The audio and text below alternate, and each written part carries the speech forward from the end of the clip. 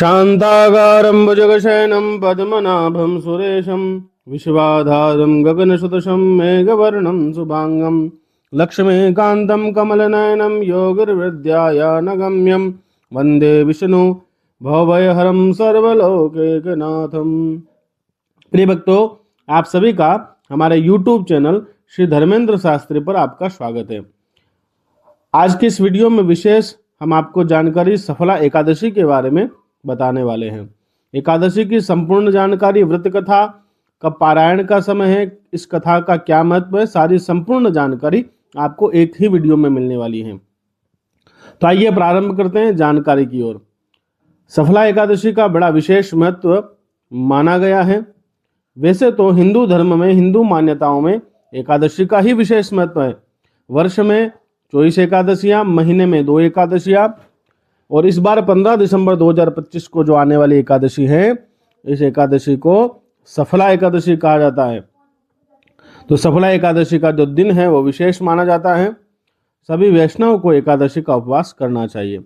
आप सभी को एकादशी की पावन मंगल और हार्दिक शुभकामना। तो आइए चलते हैं जानकारी। भगवान कृष्ण की पौष माह के कृष्ण पक्ष में आने वाली हमेशा एकादशी को सफला एकादशी कहा जाता है।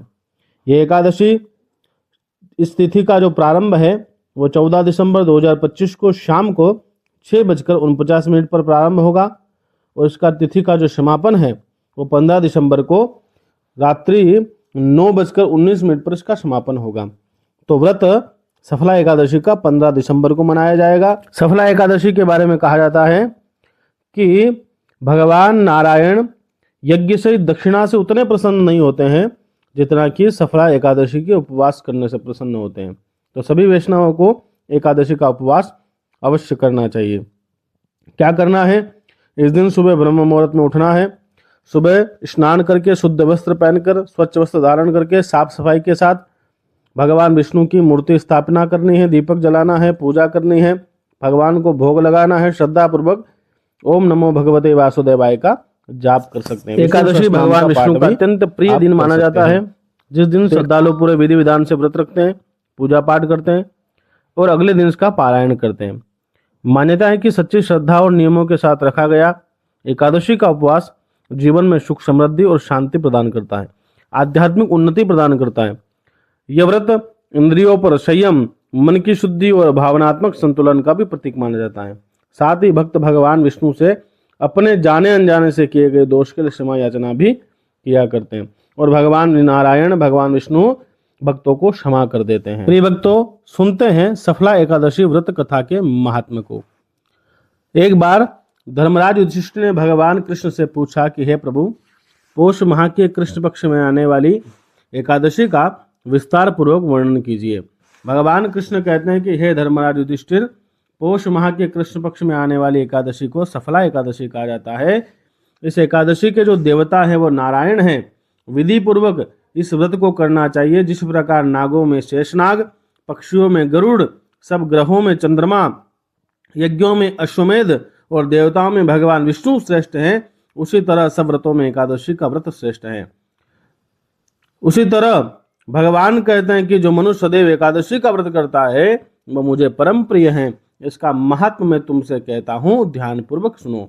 भगवान कहते हैं कि हे धर्मराज, मैं तुमसे स्नेह से बता रहा हूं कि अतिरिक्त धन धान्य से युक्त दक्षिणा पाने वाले यज्ञ सभी में प्रसन्न नहीं होता हूं।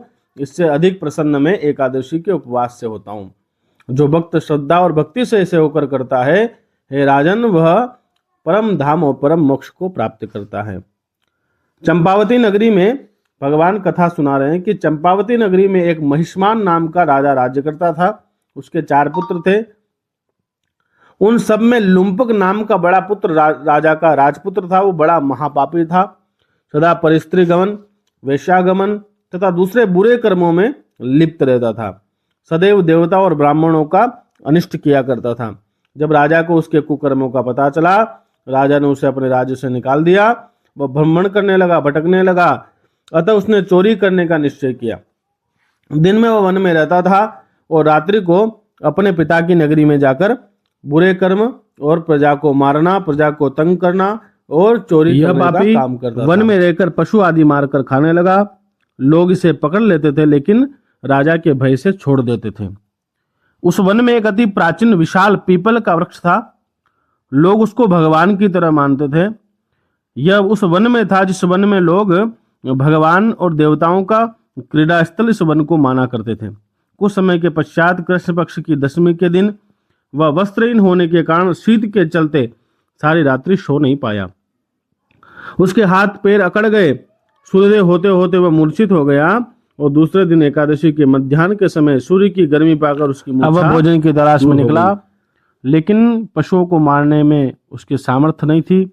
अतः वह एक पेड़ के नीचे पड़े हुए फल को उठाया और वापस उसी पीपल के नीचे आकर बैठ गया।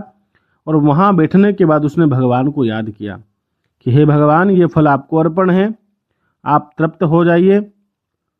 उस रात्रि को दुख के कारण रात्रि को भी नींद नहीं आई। इसके इस उपवास को जागरण से भगवान अत्यंत प्रसन्न हो गए।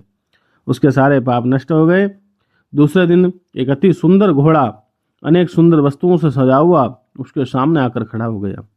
उस समय आकाशवाणी हुई कि हे राजपुत्र, श्री लक्ष्मी नारायण की कृपा से तेरे सारे पाप नष्ट हो गए। अब तो अपने पिता के पास जाकर राज्य प्राप्त कर। ऐसी वाणी सुनकर वह अत्यंत प्रसन्न हुआ। दिव्य वस्त्र धारण करके भगवान आपकी जय हो कहकर अपने पिता के पास गया।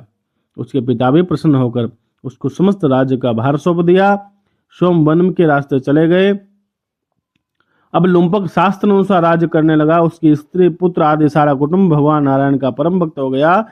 वृद्ध होने पर वह अपने पुत्र को राज्य सौंपकर वन में तपस्या करने चला गया।